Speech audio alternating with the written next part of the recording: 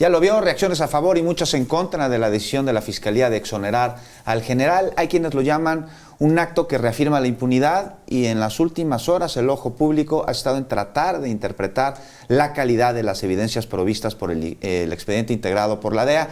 Aquí la pregunta, sin duda, ¿eran suficientes estas pruebas para imputar al general Cienfuegos? ¿Qué hizo la Fiscalía General de la República una vez que tuvo en sus manos el expediente para hacer suya esta investigación que la llevó a una decisión de desechar el caso por estos cargos como antes lo hizo Estados Unidos? Bueno, pues como cada viernes ya está con nosotros el periodista Víctor Ronquillo. Víctor, ¿cómo estás? Muy buenas noches. ¿Cómo ves este asunto de Cienfuegos, esta decisión de la Fiscalía, el expediente, las pruebas? ¿Cuáles pruebas? ¿Cuál es la robustez? Yo creo que este es un caso que de manera definitiva nos muestra que nos encontramos en tiempos muy distintos a los que habíamos vivido antes, ¿no? Por principio, la acusación de vinculación con el narcotráfico de un secretario de defensa, ya no en funciones, pero un general de alto rango, con mucho poder político dentro del ejército, sin duda. Y luego, pues hoy, esta revelación de un expediente de 751 hojas que está circulando, un expediente que es dado al gobierno mexicano a petición de este gobierno por el Departamento de Justicia de Estados Unidos y al cual podemos tener acceso. Me parece un documento muy importante. Y mira, aquí hay varias cosas. Pues la verdad es que me puse a hacer la tarea y empecé a leer el expediente, llegué a las 200 primeras páginas y lo primero que me llama la atención son algunas precisiones que hace el Departamento de Justicia de Estados Unidos en relación a este caso. Lo primero que señala, y bueno, lo podemos interpretar de todas las formas posibles, es que el centro, el objetivo de la investigación no era el general Cienfuegos, sino eran, vendedores minoristas en Estados Unidos, en Las Vegas, en Nevada, de heroína, distribuidores de heroína que tenían vinculación con este personaje ligado a los Beltrán Leiva, el famoso cártel H2, y que eran sus proveedores. En la escucha de estas informaciones, y precisa el Departamento de Justicia de Estados Unidos en este documento, que las escuchas no se realizaron en territorio mexicano y que además fueron aprobadas por una Corte Federal en Estados Unidos. En la escucha de estas comunicaciones descubren a un personaje que intriga, que llama la atención, que es el famoso Padrino.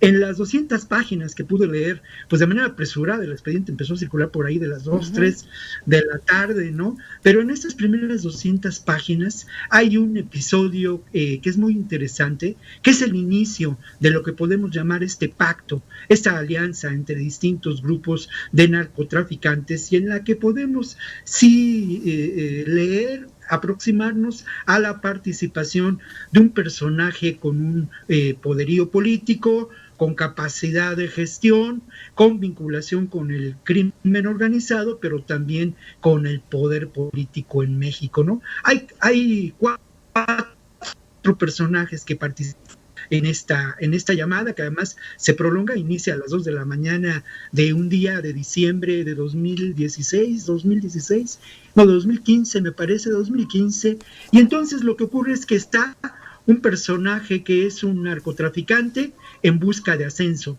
que está hablando de una operación continental de trasiego de drogas que se inicia en Colombia y que luego pasa por Guatemala, por Panamá. Está el enlace de este narcotraficante, una mujer que al parecer tiene vinculación con otro narcotraficante. Se puede caracterizar precisamente por sus nexos con otro personaje que no participa en la conversación, pero que está al tanto.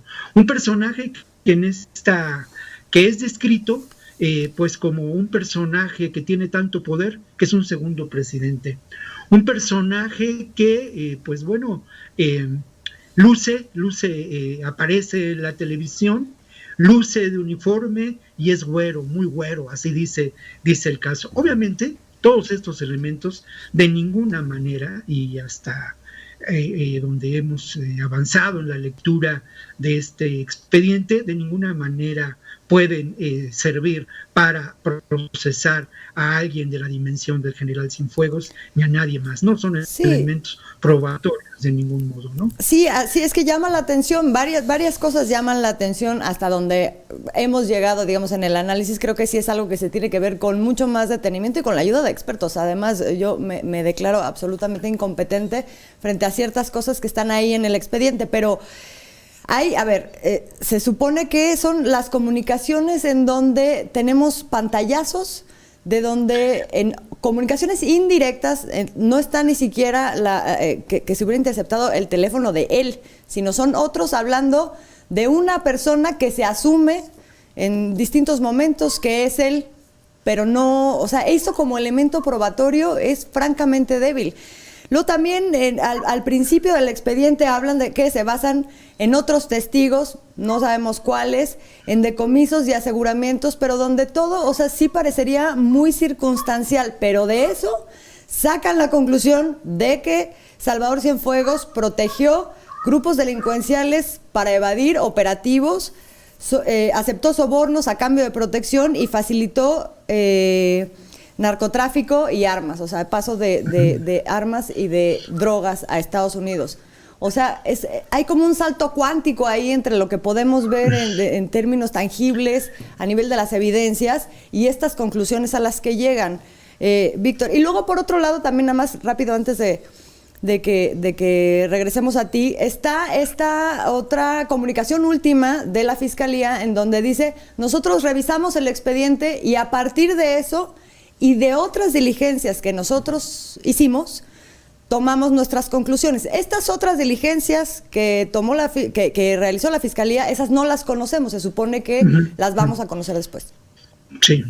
Sí, mira, yo creo que ahí hay distintos elementos, ¿no?, que vale la pena señalar. Es cierto, ¿no?, es difícil leer este expediente, es difícil encontrar los elementos probatorios, ¿no? En este caso, se habla precisamente de testigos, colaboradores en este caso, ¿no? Y también hay diferentes imágenes de la pantalla de la BlackBerry de un personaje llamado Cepeda, ¿no? Insisto, esto no es de ninguna manera probatorio. Lo que sí me parece, pues desde mi punto de vista, un error, y un error grave, es que la Fiscalía General de la República, hasta donde sabemos, lo que realiza es un análisis y una investigación de manera muy apresurada en 58 días. Y lamentablemente, este análisis deja lugar a muchas dudas, porque al final, y por lo que sabemos de la información muy escueta que se nos ha dado sobre el caso, es que, se exonera al general Cienfuegos a partir de la conclusión de que no tuvo acceso ni contacto por medio de instrumentos electrónicos, ¿no?, las BlackBerrys, con estos posibles grupos de narcotraficantes, y también a partir de la revisión patrimonial. A mí me parece, y lo digo con toda sinceridad, y obviamente la DEA no es santo de mi devoción, y considero que es uno de los agentes de intervención a nivel continental determinante por mucho tiempo en la geopolítica del mundo, pero la DEA no arma un caso de manera gratuita, aprovecha los momentos políticos, ciertamente, ¿no? El momento político es determinante, pero creo que hay mucha más información que lamentablemente la Fiscalía General de la República no nos ha proporcionado. Y esta es una institución, pues, de claroscuros, una institución que no ha sido del todo transformada, lamentablemente.